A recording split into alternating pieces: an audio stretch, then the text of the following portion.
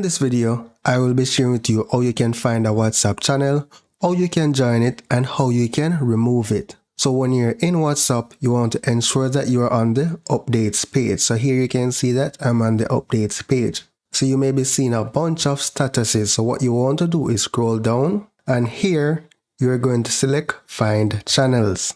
Here you can search. You also have most active, popular, new. When you scroll across, you can also change your country. So from the drop down, you can scroll down and select whatever country you wish.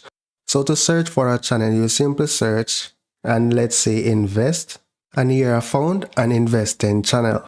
So to join the channel, you will select the little plus icon, and now I've joined the channel. So let's cancel this. Now when you go on updates again, you'll see that your update section looks a little bit different. So here you can see the channel that I joined. So when you select the channel, you'll be able to see messages that are posted in the channel. To turn off notifications for a channel or turn them on, you can hit the notification bell at the top, right?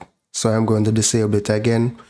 To exit a channel, select the little menu icon and then select unfollow. Are you sure you want to unfollow? Yes, select unfollow. So that's pretty much it for WhatsApp updates. So that's pretty much it for WhatsApp channels.